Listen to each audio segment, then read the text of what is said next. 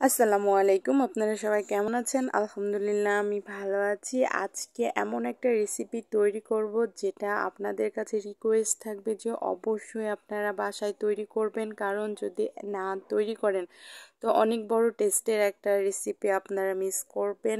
এত টেস্টি একটা রেসিপি এবং এবং খুবই সহজে রেসিপিটা তৈরি করে নিয়ে যায়। এই জন্য আমার খুবই রিকোয়েস্ট আন্তরিকভাবে যে অবশ্যই বাসায় টেস্ট করবেন, দেখবেন সবাই মুগ্ধ হয়ে যাবে। তো এই রেসিপিটা তৈরি করার জন্য আমার প্রথমেই লাগবে প্যানে ঘি দিয়ে দিচ্ছি আমি। এখানে একটু ঘি হলেই এই রেসিপিটা ভালো লাগবে, এজন্য আমি এখানে দুই চা চামচ আমি ঘি দিয়ে দিয়েছি। দিয়ে আমি দিয়ে দেব সুজি। এখানে আমি এই বাটির এক বাটি সুজি নিয়েছি, নিয়ে আমি ঘিয়ের মধ্যে সুজিটা ভেজে নেব সুন্দর করে। খুব বেশিও ভাজতে হবে না, যেন লাল লাল হয়ে যায়, এমনভাবে একটু দেখে ভাজবেন যেন ঘিয়ের ফ্লেভারটা সুন্দরভাবে সুজির মধ্যে চলে যায়, বাট লালও হবে না। এটা একটু আপনারা বুঝে নিতে হবে। তো তারপরে ভাজা যখন আমার হয়ে যাবে, সুজিগুলো আমি এক সাইডে রেখে দেব। আমার কিন্তু সুজিগুলো ভাজা হয়ে গেছে।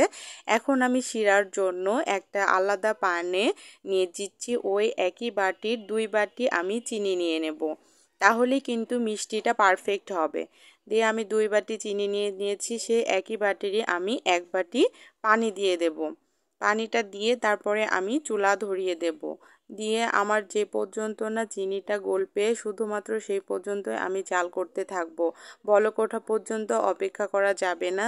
চিনিটা যতক্ষণ পর্যন্ত, আমি আবারও বলছি, চিনিটা গলে গেলেই আমরা চুলাটা বন্ধ করে দেব। বলক ওঠার জন্য অপেক্ষা করা যাবে না, তাহলে শিরাটা ঘন হয়ে যাবে।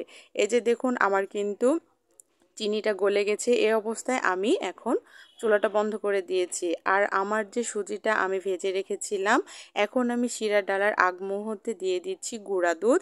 এখানে গুঁড়া দুধ বা কনডেন্স মিল্ক অবশ্যই ব্যবহার করার চেষ্টা করবেন, তাহলে কিন্তু এটা খেতে আরও অনেক বেশি মজা হবে। এটার আসল টেস্টটা এটা হচ্ছে গুঁড়া দুধ বা কনডেন্স মিল্ক দিলে বুঝতে পারবেন।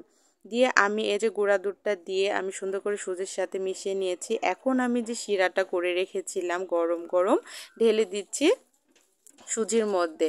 যখন আমি শিরাটা ঢেলে দেব তখন কিন্তু চুলাটা ধরিয়ে দিতে হবে, দিয়ে এটা মিডিয়াম টু লো হিটে রান্না করতে হবে। এই যে দেখছেন আমি শিরাটা ঢেলে দিয়ে দিয়েছি, এটা আমি এখন নাড়তে নাড়তে আমার কিন্তু রেসিপিটা কমপ্লিট হয়ে যাবে। এই রেসিপিটা দুইটাই গরম গরম অবস্থাতেই করতে হবে, যে আমি সুজি ভেজে অনেক পরে শিরা দিলাম এরকম করলে কিন্তু এটা টেস্ট তেমন হবে না। একবার সুজিটা ভেজে নেবেন, সাথে সাথে শিরা করে এর মধ্যে দিয়ে দেবেন। আমি এখানে দিয়ে দিচ্ছি মৌরির গুঁড়া। এই রেসিপিটাতে সুজিতে মৌরির গুঁড়াটা দিলে অনেক সুন্দর লাগে। মৌরির ফ্লেভারটা সুজিতে এমনিতে মৌরি মৌরি একটা ফ্লেভার থাকে। আর আপনারা যদি কেউ মৌরি ফ্লেভার না পছন্দ করেন তাহলে এখানে এলাচ গুঁড়া ব্যবহার করতে পারেন। দিয়ে নাড়তে নাড়তে যখন দেখবেন তলা থেকে সুজিটা উঠে এসছে, তখন বুঝতে পারবেন যে হ্যাঁ হয়ে গেছে। একদম শক্ত হয়ে করলে সুজিটা কিন্তু পরে অনেক বেশি শক্ত হয়ে যাবে। এই জন্যে যখনই দেখবেন যে হচ্ছে তলা থেকে উঠে উঠে আসছে, তখনই বুঝবেন যে হ্যাঁ আমার সুজিটা হয়ে গেছে। এই যে এখন আমি একটা বাটিতে প্রথমে একটু ঘি ব্রাশ করে নিয়েছি, যেন আমার সুজির বরফিগুলো সুন্দর তাড়াতাড়ি উঠে যায়। দিয়ে আমি একদম এটা ঠান্ডা করে নিয়েছি। ঠান্ডার পরে এই যে দেখতে পাচ্ছেন আমি এখন একটু শেপ দিয়ে কেটে নিচ্ছি, স্কোয়ার শেপ দিচ্ছি। আপনারা এখানে যে কোনো শেপ দিয়ে কিন্তু কেটে নিতে পারেন। দিয়ে আমি এই যে কাটা হয়ে গেলে একটু কিশমিশ দেব, কিশমিশ দিয়ে একটু গার্নিশিং করব, তাহলে কিন্তু আমার হয়ে গেল মজাদার সুজির বরফি রেসিপি। তো এইভাবে যদি আপনারা তৈরি করেন বাসায়, আর এই রেসিপিটা এত টেস্টি একটা রেসিপি যেটা আপনারা বাসায় তৈরি করলে বুঝতে পারবেন যে কতটা টেস্টি। যে খাবে সে আপনার প্রশংসা করতেই থেকে যাবে। এত মজার একটা রেসিপি, কিন্তু খুবই সহজ একটা রেসিপি। এরকম সহজ আসলে হালুয়ার রেসিপি হয় না।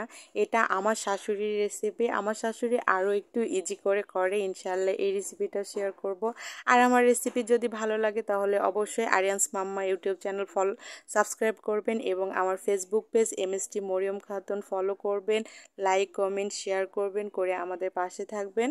আজকে এ পর্যন্তই। ধন্যবাদ। আল্লাহ হাফেজ।